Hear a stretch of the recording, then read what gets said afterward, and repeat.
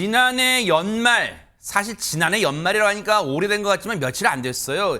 연예계를 떠들썩하게 했던 가수 숙행 씨의 불륜 의혹. 그런데 당사자가 입을 열었다고 합니다. 김묘성 기자님. 네, 그렇습니다. 상간 피소를 당한 가수 숙행 씨와 부적절한 만남, 그러니까 불륜 의혹이 불거진 해당 남성, 유부남이죠. 이 유부남이 직접 등판해서 입장을 밝혔습니다. 입을 어허. 열었는데 일단 다소 억울한 부분이 있다는 듯한 항변입니다. 그리고 숙행 씨를 감싸는 듯한 모양새도 취하고 있는데요. 네. 일단 자신에 대해서 1979년생 사업가다 숙행 씨와 동갑이다라고 소개를 했습니다. 그리고 우선 두 사람의 첫 만남부터 다시 되짚어보는 모양을 지금 취하고 있는데 처음 만난 건 2024년 8월에서 9월경이다라고 특정 지으면서 지인과 캠핑 관련 사업 그 논의 과정에서 자연스럽게 숙행 씨와 어울리면서 만나게 됐고 이후 숙행 씨 역시 사업을 하고 있었기 때문에 뭐 제품을 구매하고 그러니까 사업에 있어서의 접점 때문에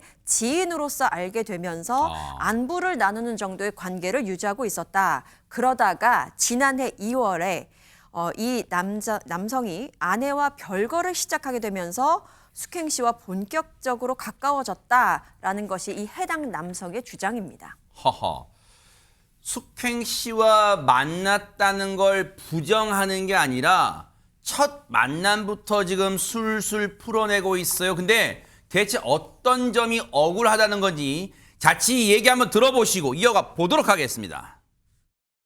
소위 말해서 악마의 편집 같은 걸로 돼서 누가 봐도 숙행이가 완전히 비난받아야 될 사람으로 너무 나와서 어찌됐든 유부남을 만났다는 사실은 변하는 건 아니지만 너무 많이 왜곡된 게 많으니까 그거를 조금 해명을 해야 되지 않을까 싶어서 그 친구가 매니저가 현재도 병원에 있어요. 그러다 보니까 이제 숙행이가 행사를 다니거나 할 때 동행해줄 친구가 없잖아요. 제가 그러면 호기심에 시간도 되고 하니까 그럼 내가 한번 해볼게 이렇게 해서 이제 출장을 가게 됐어요. 그 사실을 이제 아마 알고 이거를 이제 교제를 이미 하고 있었다라고 한 것 같아요. 전혀 아니죠. 당연히 가정이 있다고 얘기했고 지금까지도 가정이 있는 거를 다 알고 있죠. 자녀도 있어요. 지금 자기의 상황, 유부남이고 인정했고 가정도 있고 자녀도 있고 다 인정했는데 근데 지금 장유미 변호사님 자기가 자기 입으로 말했잖아요. 유부남이란 사실은 변하지 않아요. 그러면 대체 뭐가 지금 얘기 들어본 것 중에 뭐가 억울하다는 거예요 지금? 크게 두 가지가 좀 억울하다고 주장하는 것으로 보이는데요. 하나는 일단 1차적으로 교제 시기입니다. 그 아내에 따르면 두 사람이 사귀는 관계 중에 행사장에도 같이 모습을 드러내고 등장하기도 하면서 남녀 관계를 이어갔다라는 취지로 주장을 하는데 거기에 대해서도 행사장에 동행했던 그 시기에는 당시에 정식으로 교제하는 때는 아니었다라고 이야기를 합니다.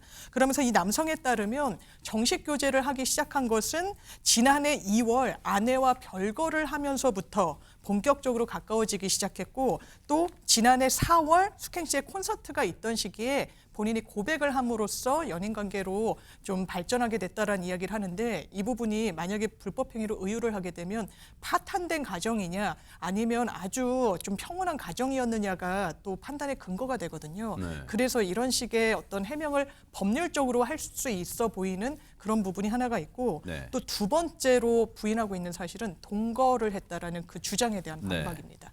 이 동거를 했다라고 하면서 그 아내분이 근거로 들었던 건 이 엘리베이터에서의 CCTV였거든요. 네. 이제 두 사람이 상당히 가깝게 입을 맞추고 하는 그런 영상이었는데 그것도 같이 사는 집이 아니라 본인이 별거 이후에 따로 얻어서 살고 있는 집에 숙행 씨가 왔다가 찍힌 것에 불과하고 자주 왔다 갔다 한 사실은 있지만 우리 두 사람이 동거한 건 아니다. 한 집에 살았다는 건 내 아내가 단정지었을 뿐이다. 이렇게 반박하고 있습니다. 네. 일단은 글쎄요. 이 유부남이란 사람의 이 남성의 해명이 어떻게 들릴지 모르겠지만 일단 저에게 차근차근 들어볼게요. 일단은 보세요. 아내와 서류상으로 정리가 된 상태도 아니었지만 동거만 안 했을 뿐, 그죠? 교제를 한 건 교제라는 표현도 그렇고 정식 고백이라는 표현도 시청자분들이 보시기에는 납득이 잘 안 되잖아요. 어쨌든 숙행 씨에 대해서 이런 말을 전하기도 했어요. 마저 들어보시고 이어가 보도록 하겠습니다. 제가 부부관계가 안 좋다 보니까 집을 따로 얻어 나왔어요. 근데 이제 제가 가구는 어떻게 사야 되며 가전은 어떻게 해야 되며 밥은 어떻게 해야 이런 걸 전혀 모르니까 친구가 가구 정도 소개시켜주고 저한테 필요한 반찬들도 주고 뭐 이제 이렇게 시작한 거죠. 깊이 얘기 안 하다가 제가 먼저 마음을 표현했어요. 숙행이한테. 제가 나는 상황이 이렇고 지금 이혼을 전제로 나와 있기 때문에 사실은 마무리된 것이나 마찬가지다. 이렇게 이제 얘기한 거죠. 얘는 겁을 엄청 냈죠. 처음에는. 야, 나 연예인인데 너 그렇게 하면 안 돼, 안 돼. 이렇게 엄청 많이 겁냈죠. 그리고 와이프가 전화 오면 막 무서워가지고 막 도망다니고 그러다가 나중에 이제 이게 익숙해지니까 제가 봤을 땐 그 이후로는 조금 제가 유명한 사실 좀 있고 아니랬던 것 같고요. 여러분도 들으셨죠? 그러니까 지금 최재범 교수님, 이 유부남이라는 남성의 얘기를 지금까지 들어보면 뭐가 왜곡됐다, 지금 왜곡됐다는 점이 뭐예요? 그러니까 숙행 씨도 이 남성이 유부남이라는 걸 알았다는 거잖아요. 근데 알고도 처음에는 그 남성의 아내분한테 이제 뭐 휴대폰에 액정 화면에 뜨고 그러면 이제 뭐 뜰 거 아니에요. 뭐 아내든 뭐라 표현이 돼 있을 거 아니에요. 이름이. 그러면 이거만이나 놀라다가 처음에 놀라서 도망쳤다가 저리 도망쳤다가 나중에는 익숙해져서 안일해졌. 이걸 지금 할 소리예요, 이게 지금? 그러니까. 근데 여기 뭐가 왜곡됐다는 그러니까. 왜곡된 게 없죠. 아까 뭐 장유미 변호사가 그 사람 입장을 대신 얘기해 줬지만 그 얘기는 두 가지를 얘기한 거잖아요. 시점 얘기를 하고 동거 안 했다는 건데 동거하고 안 하고가 중요한 게 아니에요. 그 사람이 사는 집에 와서 애정 행각을 보인 게 CCTV 찍혔잖아요. 그럼 동거 안 하고 애정 행각하면 되는 거예요? 그거 아니잖아요. 그리고 시점도 마찬가지예요. 그건 알 수가 없는 거예요. 언제부터 연인관계로 발전했는지 누가 알 수 있냐고요. 그리고 지금 시점이 중요한 게 아니고 아직 결혼 상태에 있고 아직 서류상으로 이혼이 안 된 상태에서 다른 사람을 만나서 불륜을 행한 건 맞잖아요. 그거는. 그걸 뭘 변명을 한다는 거죠?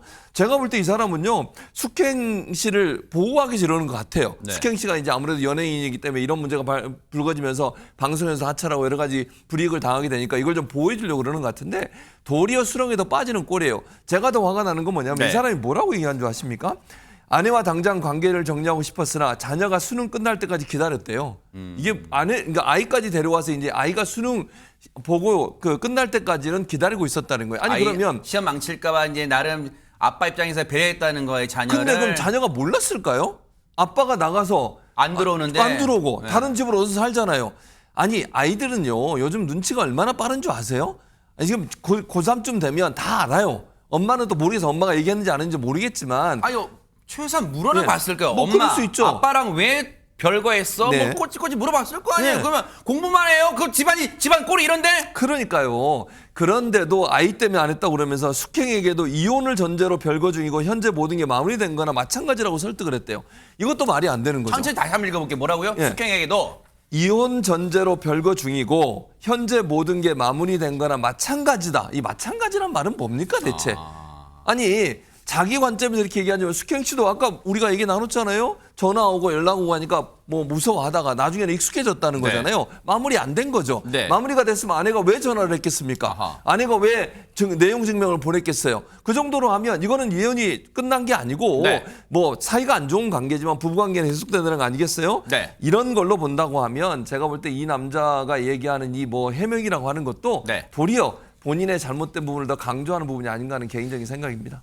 지금 얘기 들어보면 어쨌든 숙행 씨 역시 이 남자의 이 이혼 관계 가정이 뭔가 완전히 그러니까 부부 관계가 완전히 끝나지 않았음을 인지하고 있었다는 거 아니에요? 관련 얘기 좀 더 들어보시고 이어가 보도록 하겠습니다.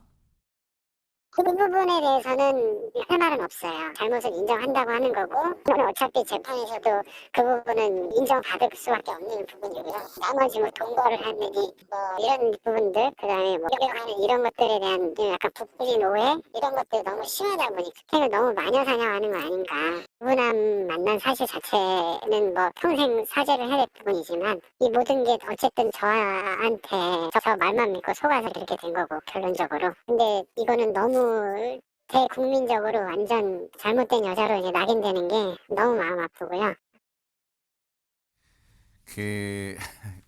글쎄요. 이 우리말이 이렇게 어려운 줄 몰랐어요.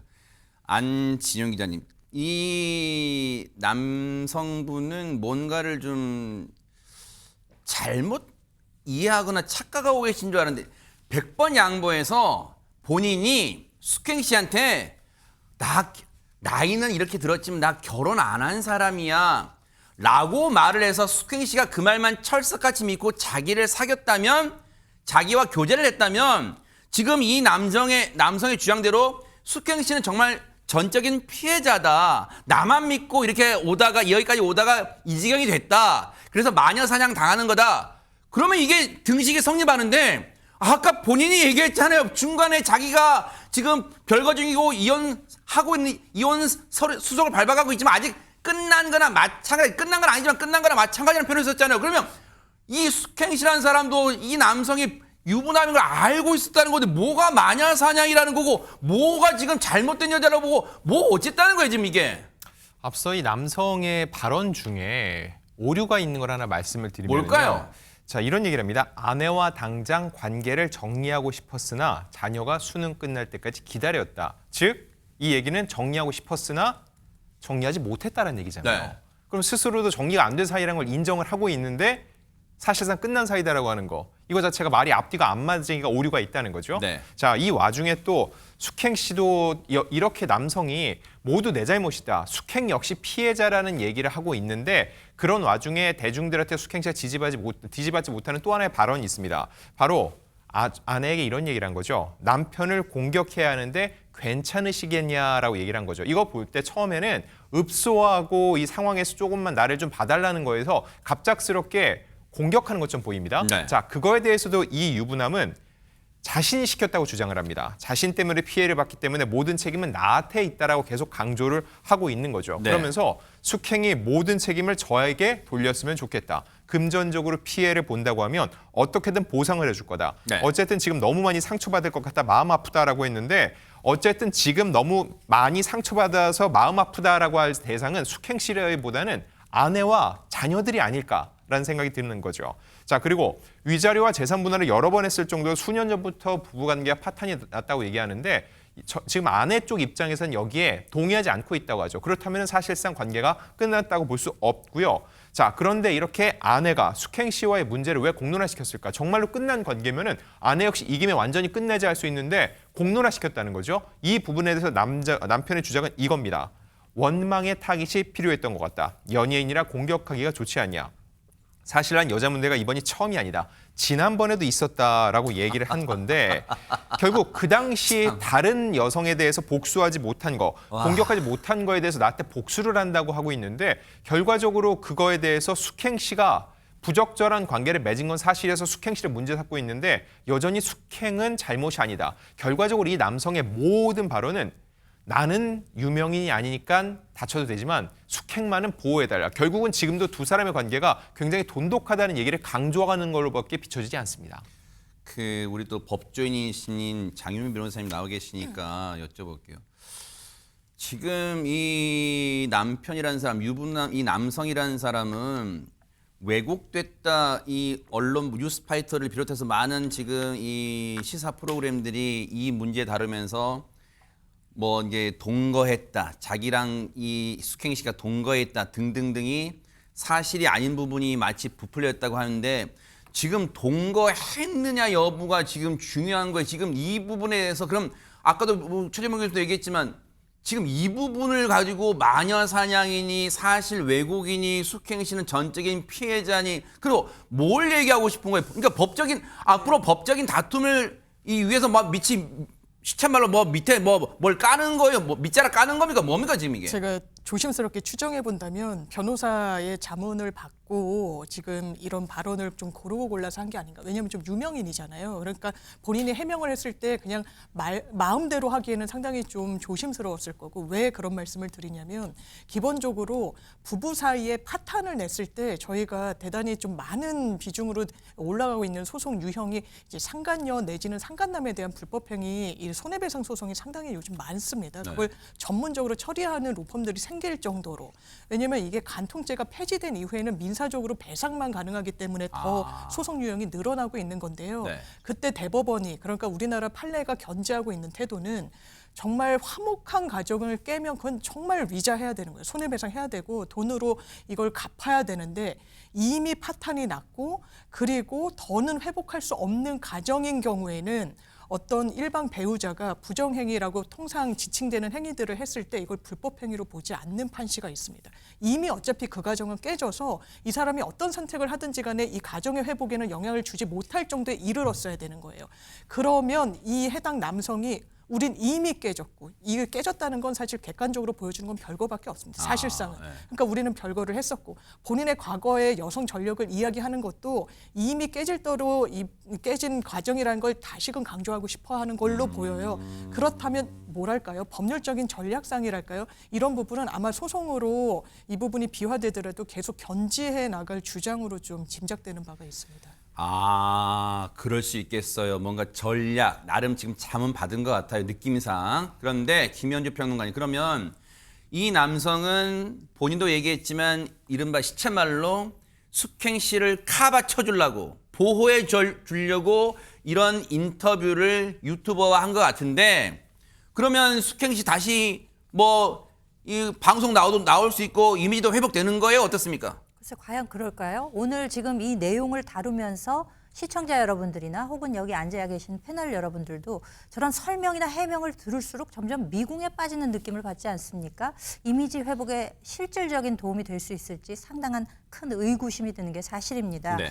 이 숙행 씨는 2011년 데뷔를 한 이후에 상당히 무명 생활을 오랫동안 하다가 트롯 경연 프로그램에 출연하면서 인지도를 쌓아갔습니다. 네. 그렇게 해서 공들여서 본인의 커리어를 쌓아왔던 것인데 네. 이번 논란으로 인해서 그동안에 쌓아왔던 공든탑이 한꺼번에 무너지는 그런 양상이 지금 전개가 되고 있습니다. 이번 사건의 여파로 인해서 모든 방송 활동에 제동이 걸리고 사실상 방송계에서 퇴출되는 것이 아니라 이런 평가까지 나오고 있는 형편이거든요.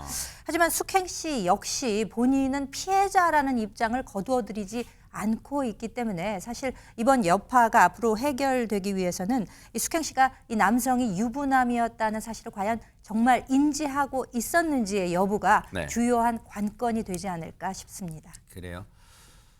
이제 이 지경까지 왔으니까 앞으로 또 어떻게 흘러갈지는 차분하게 요 사안은 따라붙어 보도록 하겠습니다.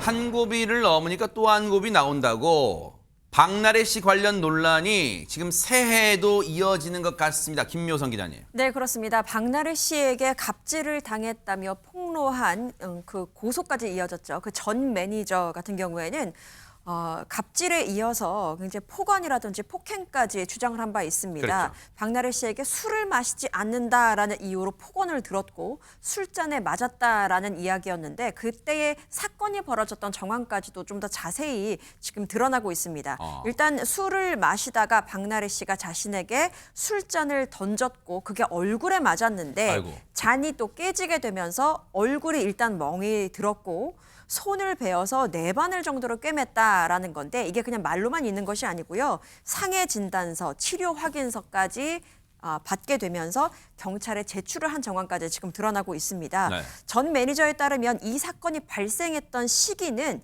2023년 8월로 특정이 됩니다. 그리고 이 사건이 벌어진 바로 직후에 전 매니저는 박나래 씨의 집 근처, 그러니까 이태원 자택 인근에 있는 병원의 응급실에 가서 진료를 받았다라고 주장을 하고 있습니다. 사실 이 내용은 지금 오늘 뉴스파이터에 나와 계신 안진용 기자님이 단독 취재한 내용이에요. 자, 안진용 기자님, 전 매니저가 제출한 진단서를 보면 거기에 구체적으로 그 진료를 했던 응급치료했던 의사가 소견 같은 거 다 나와 있을 거 아니에요. 그 진단서에는. 네, 맞습니다. 앞서 맨 처음 이 사태가 불거졌을 때 이미 술잔을 던졌다는 주장은 나왔는데 네. 이게 일방의 주장일 뿐 어떤 근거는 아직까지 나와 있지 않았죠. 근데 최근 전 매니저와 통화를 하는 와중에 이 상해 진단서를 이미 발부받아서 경찰에 제출했다는 내용을 알게 됐습니다. 아하. 그 내용을 보면은요. 2023년 8월 9일 본원 응급실에서 1차 봉합수술을 시행했다였고요. 그리고 합병 증이 없을 경우 2주간의 안정화 치료를 요한다. 즉 전치 2주 정도의 상처였다는 주장입니다. 아하. 하지만 여기서 분명히 전제해 둘 것은 저런 상해 진단서가 있다면 해당 일자에 저 전 매니저가 이 병원에서 분명 상해에 대한 치료를 받은 건 맞지만 저 상해가 박나래 씨에 의해서 생겼다고 직접적으로 입증할 증거는 아니라는 겁니다. 아하. 그래서 그날의 상황이 중요한데 그날은 박나래 씨가 새로운 신규 예능에 출연을 하고 그 프로그램을 함께 박나래 씨 집에서 보는 날이었다고 해요. 그래서 두 사람 외에 다른 작가를 비롯해서 여럿이 있었다고 하는데 과연 이들이 그 상황에 대해서 어떻게 진술을 하는지 이런 부분들까지 향후 경찰 조사에서 밝혀질 것으로 예상이 됩니다. 자, 여기까지는 박나래 씨의 전 매니저의 주장이고, 그럼 최재봉 교수님, 네. 박나래 씨의 입장, 여기에 대한, 이 사안에 대한 이 전 매니저의 그 진단서, 이 술잔에 맞아서 내반을 꼬맸다는 그 진단서 관련 주장에 대한 그 입장은 없어요? 해명은? 있습니다. 뭐라고 얘기하냐면 그런 상황 자체가 없었다라고 주장을 하고 있어요. 이 말은 다시 얘기하면 매니저에게 잔을 던진 적이 없다라고 주장을 하고 있고요. 다만 잔을 바닥에 던진 적이 있다. 그렇게 얘기를 했고요. 네. 그 소리를 듣고 해당 매니저와 현장에 있던 지인이 와서 치웠던 일은 있었다라고 얘기하면서 부인하고 있는 상황입니다. 네. 이 해명을 듣고 이 사안을 직접 취재하신 안진용 기자님은 혹시 어떤 생각 드셨어요? 일단 그 잔을 던지는 행위 자체가 있었다는 거는 박나래 씨의 지금 현재 일을 맡고 있는 그 매니저가 있는데 그 직전에 이 사태 초기에 일을 맡아서 매니저가 저한테 직접 해준 얘기입니다. 해당 녹취록도 확보를 하고 있는 상태고요. 네. 근데 이게 결국은 해당 매니저를 직접 향한 건 아니었다는 주장이에요. 네. 즉, 그 사람을 상해할 의도는 전혀 없었다는 주장을 반복적으로 하는 것으로 보이는데 네. 자, 중요한 거는 이런 상해를 주장하는 사안이 한 건이 아니라는 거예요. 네. 지금까지 말씀드린 건 2023년 8월의 사안이었고요. 2024년에도 또 한 차례 잔을 던지는 일이 있었다고 전 매니저 측은 주장을 하고 있습니다. 다만 2024년 사안에 대해서 따로 상해 진단서는 없다고 합니다. 그때는 따로 치료는 받지 않았다고 하고요. 네. 자, 근데 그 당시에는 그 자리에 명확하게 목격자가 있었다는 게 전 매니저의 주장이에요. 박나래 자신 그리고 두 명의 지인이 더 앉아 있었기 때문에 그 두 명은 현장을 목격을 했다. 그 두 사람은 알고 있다고 얘기를 했거든요. 그래서 향후 경찰 조사에서 이 두 사람은 목격자 진술을 따로 경찰을 통해 할 것으로 보이고 두 사람의 진술이 이 진위를 가리는 굉장히 중요한 열쇠가 될 것으로 보입니다. 자, 두 차례가 있었다는 거예요. 2023년 지금 내반을 꿰맨 진단서를 끊었다는 것은 2023년 일인데 8월. 그럼 보세요. 일단은 그거부터 볼게요. 장윤미 변호사님. 아까 안진용 기자님도 중요한 걸 짚어주셨지만 자, 상해 진단서는 부인할 수 없겠죠. 왜? 해당 병원 가서 떼보면 바로 나오니까. 자, 근데 그게 과연 박나래 씨의 술잔을 던진 행위와의 인과관계를 입증하는 건 어떻게 해야 됩니까? 예, 그래서 상해 진단서는 말 그대로 봉합수술을 받았다는 그 상황을 객관적으로 입증할 뿐이어서 정말 얼굴을 향해 정면으로 던졌으면 그건 정말 특수상해예요. 굉장히 크게 처벌받거든요. 또 안면부를 그렇게 유리를 던진다는 건 더 비난 가능성이 높다고 보여지는 부분이라서 그럴지 아니면 이제 바닥이어도 사람이 가까이 있는 데 있으면 사실 고의가 있다라고 이렇게 인정될 여지도 사실은 있습니다. 이런 부분과 관련해서 상해 진단서 플러스 그렇다면 이 매니저 입장에서는 좀 다행인 게 목격자들이 있잖아요. 그럼 이 목격자들이 그 당시의 상황을 어떻게 재구성하고 수사기관에 매니저 말이 맞다라고 할지 아니면 이제 박나래 씨 이야기가 맞다라고 할지 이런 시시비비를 가리는데 가장 좀 주요한 이런 스모킹 건이 될 것 같습니다. 만약에 이거는 이제 전 매니저분들이 보고 있다면 불쾌할 수도 있을 질문이지만 이건 짚고 넘어가야 될 것 같아서 장윤미 변호사님께 여쭤볼게요. 상식적으로 전 매니저분들이 있지도 않은 일을 다른 이유로 얼굴 부위를 다쳤는데 내가 박나래라는 사람한테 억하심정이 있으니까 이걸 이렇게도 좀 해볼까라는 잊지도 않은 사실을 엮기 위해서 자신의 상해 진단, 아까 말씀드렸지만 상해 진단서는 부인할 수 없는 거예요. 자료가 나오는 거니까 그 상해 진단서를 이 일과 결부시키는, 즉 거짓말을 할 가능성도 있습니까? 어떻습니까? 저는 개인적으로 그 가능성은 비교적 낮다라고 생각하는 게, 만약에 억하심정을 갖고 한다면 그 부분이 그냥 이렇게 알리는 것 자체가 만약에 허위다 하면 대단히 큰 명예훼손이 되는 그런 걸 감내하고 허위 사실을 폭로하는 거예요. 그럼 본인한테도, 왜냐하면 지금도 본인을 도와주는 변호인이 선임돼 있는 걸로 알고 있고, 그러면 이런 선택은 사실상 굳이 이걸 더 얹지 않아도 이미 박나래 씨에 대한 의혹은 해소되지 않고 있는 부분이 있어서 이 부분을 더 가공하고 허위로 언론에 제보하거나 알릴 동의는 비교적 낮아 보인다. 그 위험성을 감수하기는 실이익이 없다는 거죠. 예, 다만 이 유리잔을 던진 부분에 대해서는 그 행위 양태가 좀 다르기 때문에 네. 얼굴을 향한 건지 바닥인지 뭐 이런 부분에 대한 어떤 시시비비의 어떤 관건이 남아 있는 것 같습니다. 그 부분은 추가로요, 장윤미 변호사님. 의사는 전문가니까, 당시에 봉합 수술을 했을 의사는 전문가니까 이 얼굴에 내반을 꿰맸을 때 그 상처가 어떠한 물건으로 가격당한 상처인지 등등등은 자세하게 알 수 있을까요? 소견에. 그죠? 그래서 상해 진단서에 비교적 간이하게 써 있는 경우가 있어서 더 상세하게 그 당시에 의료 차트 같은 것을 저희가 재판하거나 하면 사실 조회를 통해서 또 받는 경우도 있습니다. 그래요? 그리고 본인의 어떤 의료 정보기 때문에 그 부분은 민감 정보이지만 본인이 감내하고 이걸 수사 자료로 활용하고 싶다라고 하면 때는 데는 그렇게 제한이 가해지지 않기 때문에 한 번 더 이 의료진의 어떤 판단을 확인받을 수 있는 절차도 남아 있어 보입니다. 자, 박나래 씨 관련 의혹, 즉 경찰에 접수된 이 고소 내용은 안진용 기자님, 이것만 있는 게 아니라 여러 가지가 있잖아요. 갈래가. 앞으로 그러면 경찰 수사는 2026년 새해가 됐는데도 계속 이어지는 겁니까? 앞으로 수사 방향 어떻습니까?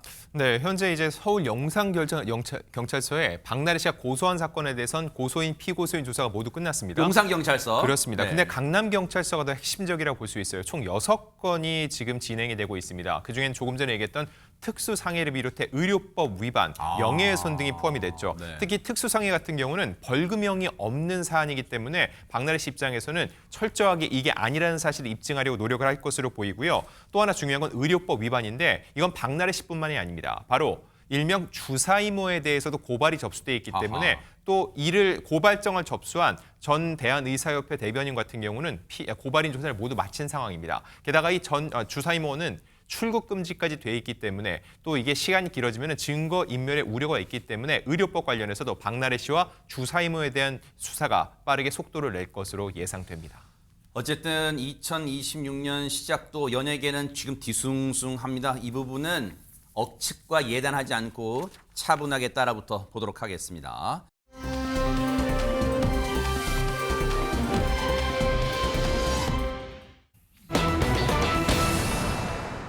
분위기 바꿔볼게요. 혹시 여러분 이 목소리 기억하실까요? 같이 한번 들어보시고 이어가 보도록 하겠습니다.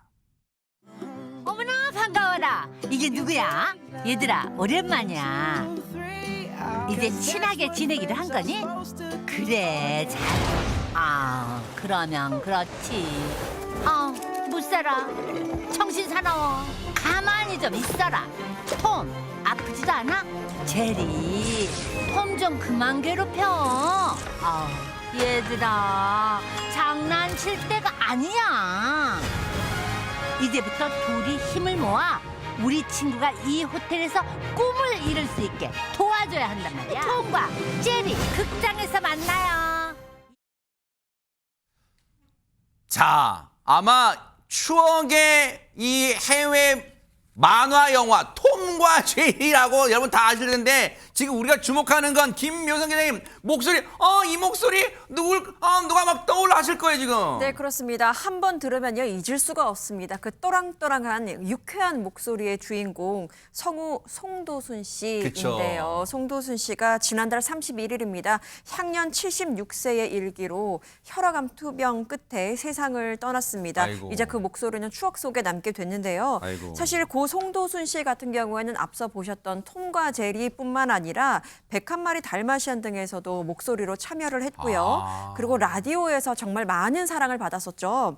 싱글벙글 쇼, 맞아요. 저녁의 희망가요, 명랑꽁트 등에서 시청자들과 함께 소통을 했었고 세상에. 또 무려 17년간입니다. 배한성 씨와 함께 아하. 함께 가는 저녁길이라는 프로그램을 진행하면서 맞아요. 들었어요. 저 들어봤어요. 네. 똑소리 아줌마라는 별명을 얻기도 했습니다. 네. 수상 경력도 굉장히 화려합니다. 1975년에 대한민국 방송대상 라디오 부문 대상을 받기도 했었고요. 그리고 그간의 오랜 시간 동안 활동, 그 공로를 인정받아서 지난 2020년에는 보관문화훈장을 받기도 했습니다. 세상에. 우리한테 이렇게 반갑고 친숙하고 익숙한 목소리였던 송도순 씨였는데 진짜 김현희 평론가 혈액암 투병일 줄은 몰랐어요, 진짜. 네, 글쎄요. 그 최근에 안성기 씨도 혈액암 투병 사실이 알려지면서 많은 분들이 지금 걱정을 하고 계시는데요. 이 송도순 씨의 경우에는 정말 독보적인 목소리 연기자로서의 족적을 남기신 분입니다. 네. 게다가 이 진행자로서의 역량도 상당히 오랫동안 그것도 아주 성실하게 해내신 분으로 알려져 있죠. 네. 그런데 이제 이 송도순 씨가 그 성국의 대모라는 타이틀을 남기고 그야말로 하늘의 별이 되고 말았습니다. 벌써부터 이 동료나 후배들은 이분을 추억하기 시작했습니다. 아이고. 몇몇 분의 의견을 한번 모아 보면은요. 네.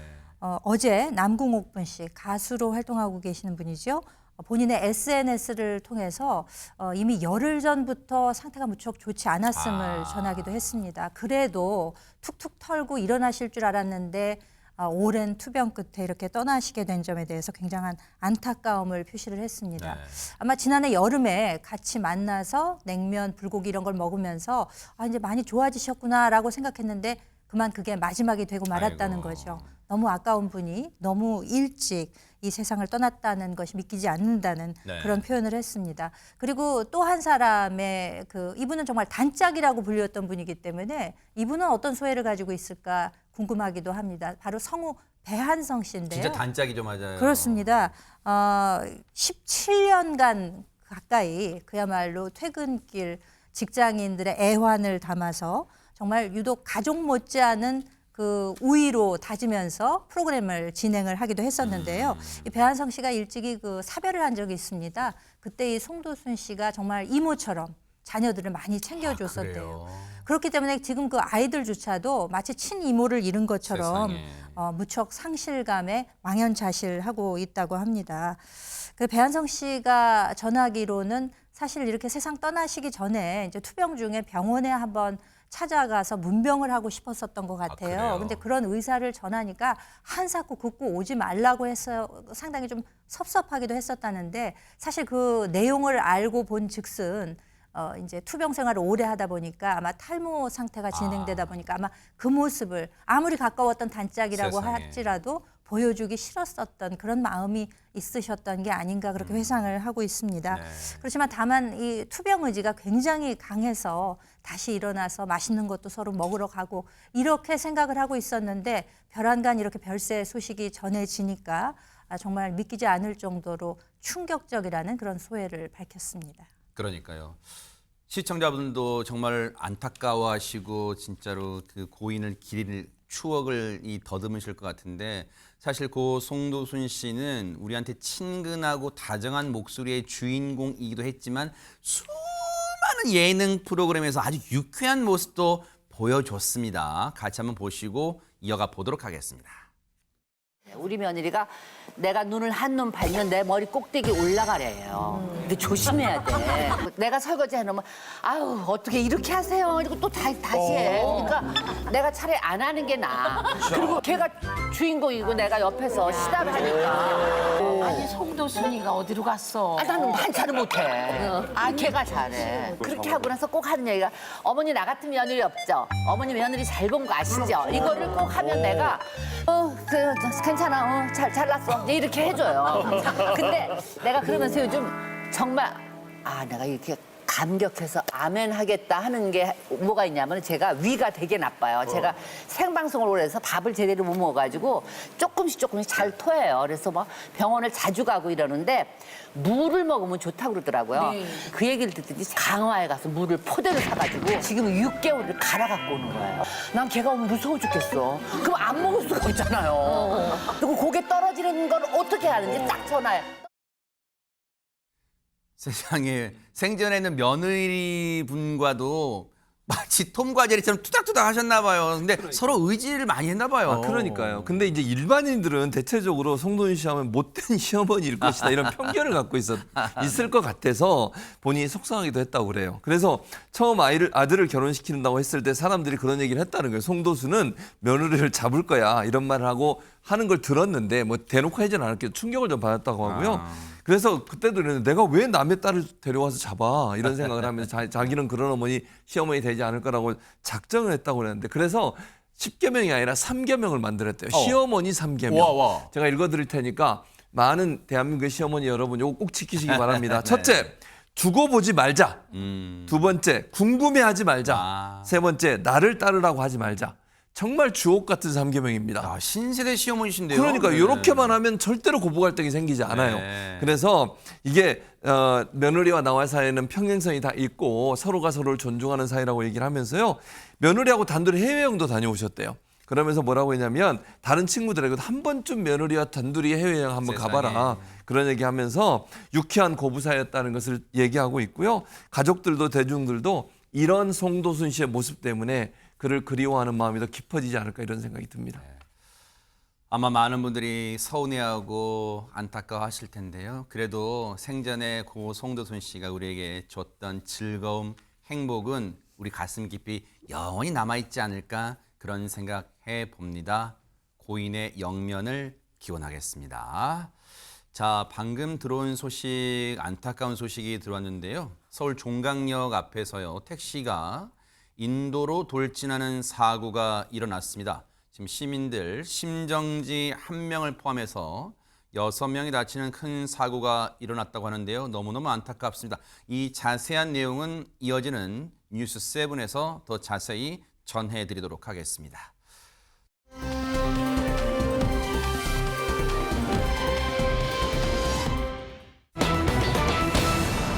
자, 지금 나나 씨 여러분 기억하실 거예요. 가수 출신이자 또 배우도 하고 있잖아요. 근데 이 황당한 제목은 대체 무슨 얘기일까요? 김묘성 기자님. 네, 그러기나 말입니다. 지난해 11월이었죠. 그룹 애프터스쿨 출신의 배우 나나 씨의 집에 강도가 침입했다 그랬는데 나나 씨가 이를 제압하고 경찰에 뭐 인계까지 하는 그렇죠. 그런 상황이 벌어져서 이분이 나나 씨가 됐죠. 그렇습니다. 놀라기도 하고 와 대단하다라고 사람들이 박수를 쳐주기도 했는데요. 네. 근데 참 이상한 일이 벌어졌습니다. 뭘까요? 나나 씨의 자택에 침입해서 강도 행각을 벌인 그 30대 남성이 네. 최근에 네. 나나 씨를 살인미수 특수상해 혐의로 역고소를 했다는 겁니다. 어머나? 아니 사실 안진용 기자님, 뉴스파이터가 이 사건 최초 보도할 때 제가 쓸데없는 궁금증일지는 모르겠지만 이런 사족을 달면서 그때 뭐라고 여쭤봤냐면 혹시 이 인간이, 이 몹쓸 인간이 나나 씨하고 그 어머님한테 내가 나쁜 짓을 한 건 맞지만 나 피해 당했어. 나 고소할 거야 당신들. 이렇게 나올 수도 있어요라고 물어봤는데 이거 진짜 돼서 현실이. 자, 그럼 이 남성은 왜 이런 주장을 하고 있는지 당시 상황을 한번 짚어볼게요. 이 30대 남성은 일단 나나 씨 집에 침입을 했는데 나나 씨의 어머니를 만난 후에 여기서 곧바로 상해를 입힙니다. 어머니의 비명을 듣고 나나 씨가 나와서 이 남성에게 달려들었고 제압 후에 경찰에 신고를 했습니다. 아하. 자, 근데 이 과정에서 남성은 흉기에 의해 턱 부위에 열상을 입은 것으로 조사가 됐는데 네. 바로 이 부분에 대해서 살인미수 및 특수상해 혐의로 고소장을 제출한 겁니다. 아하. 자, 한편 이 특수 강도 혐의로 구속된 이 남성은 초기에는 범행을 인정했는데 지금은 말에 번복을 했습니다. 범행 당시 흉기를 소지하지 않았고 피해자들에게 상해를 간 적이 없다고 진술을 번복한 건데 네. 경찰 조사 결과는 달랐습니다. 당시 나나의 어머니를 흉기로 위협해 목을 졸랐고 비명을 들고 나온 나나 씨와도 몸싸움을 벌인 사실이 확인됐습니다. 하하. 그러니까요. 이 30대 강도라는 인간 지금 뭐 하는 인간이에요? 근데 장유미 변호사님, 이 인간이 지금 나나 씨하고 나나 씨 어머니를 상대로 한 게 고소한 내용이 혐의가 살인 미수 특수상해 혐의. 뭐가 살인 미수 혐의라는 거예요, 지금? 그러니까 본인을 제압하는 게 도를 넘었기 때문에 본인이 사망에 이를 정도의 어떤 위압감을 느꼈다는 걸 이 죄명에 담고 싶어 했던 것 같은데요. 네. 일단 경찰에서는 1차적으로 당연하지만 정당방위라고 판단을 한 바가 있습니다. 다만 정당방위도 법적으로는 요건이 있는데 부당한 침해가 현재 하고 있을 뿐만 아니라 네. 거기에 대한 반격이 상당해야 돼요. 그러니까 어느 정도의 강도로 나에 대해서 위해를 끼치면 거기에 상응하는 정도여야지 그걸 훨씬 초과하는 이 위력을 행사하면 그거는 또 별도로 처벌받을 수가 있으니까 네. 이런 부분을 아마 악용하는 것으로 보이는데 나나 씨의 경우가 정당방위가 아니라고 판단받을 가능성은 좀 낮아 보입니다. 네네. 혹시 지금 황당하긴 한데 최재문 교수님, 네.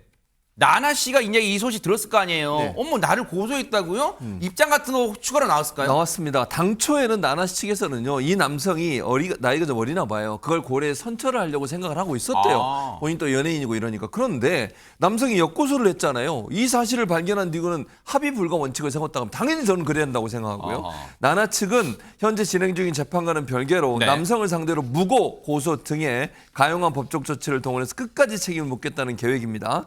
이 나나 씨 측의 입장을 좀 제가 읽어드리면 네. 흉기로 무장한 가해자의 범행 과정에서 네. 나나와 그 가족은 심신에 걸쳐 심각한 피해를 입었다. 아. 그럼에도 가해자는 어떠한 반성의 태도 없이 나나를 상대로 별건의 고소를 제기하는 등 네. 피해자가 유명이라는 점을 악용해서 반인륜적인 행위로 2차 피해를 야기하고 있다. 본 사안과 관련해 가해자에 대한 민형사상 일체의 모든 법적 조치를 강구할 예정이라고 밝혔습니다. 그래요. 나나 씨 잘하셨어요. 이런 몹쓸 인간의 혼꾸녕을 좀 제대로 내주길 바라겠습니다.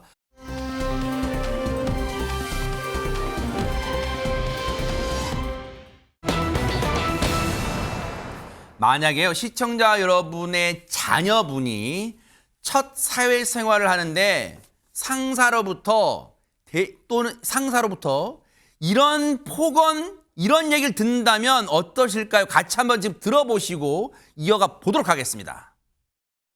네가 판단하지 말라는 얘기를 내가 도대체 몇 번을 더 해야 알아듣니? 누가 못하니?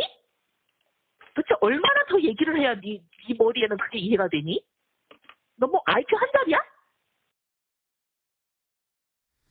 지금 저게 누구한테 하는 얘기, 약간 낯익은 얼굴이 나오긴 했는데 누굽니까 지금? 네, 그렇습니다. 굉장히 짧게 들었지만 지금 듣는 모두가 스트레스를 받는 그런 상황이 오고야 말았는데요. 이재명 대통령이 기획예산처 장관 후보자로 지명한 이해훈 전 의원의 목소리였습니다. 어허. 과거 의원 시절에 자신의 인턴 직원에게 갑질 폭언을 했다는 녹음 파일에 공개가 된 건데요. 네. 지난 2017년 바른정당 의원 시절에 있었던 일로 보입니다. 이해훈 전 의원이 자신의 이름이 나온 언론 보도를 제대로 보고하지 않았다라는 이유로 일단 질책을 시작한 것으로 보이는데 그 시작이 무려 인턴 직원에게 3분간 폭언을 쏟아내는 것이었습니다. 내용을 보면요. 대한민국 말 못 알아듣냐. 내가 정말 널 죽였으면 좋겠다. 어머나.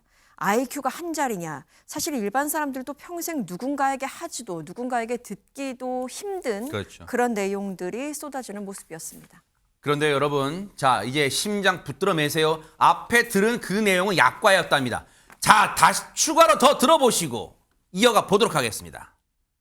이걸 제가 보고를 안 들었던 게 요즘 의원님께서 뭐 연합 같은 거 이제 처음에 보고하고 그거 그대로 받아 쓴 건 아니에요? 기사는 보고할 필요 없는데 이게 지금 똑같은 기사니? 그냥 이름만 들어간 거는 보고 안 했어요. 야! 내가 정말 널 죽였으면 좋겠다. 입이라고 그게 터졌다고 그냥 막 네 맘대로 그러고 떠져?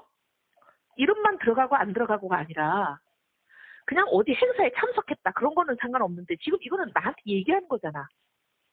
아, 이제 판단하지 마. 네 머리 갖고 판단해갖고는 안 돼. 네가 무슨 그게 머리라고 판단을 하니? 도대체 몇 번 얘기 알아듣니? 진짜 있는 대로 검색해서 보고하는 얘기를 도대체 몇 번을 써야 되니? 지금 뭘 우리가 들은 겁니까, 최재문 교수님? 막말이죠. 막말을 들은 겁니다. 이게 뭐 하는 행동입니까? 만약에요, 본인의 자녀가 이해훈 후보자한테 물어보고 싶어요. 본인의 자녀가 다른 상사한테 이런 얘기를 들었다면 이 사람은 어떤 생각이 들까요?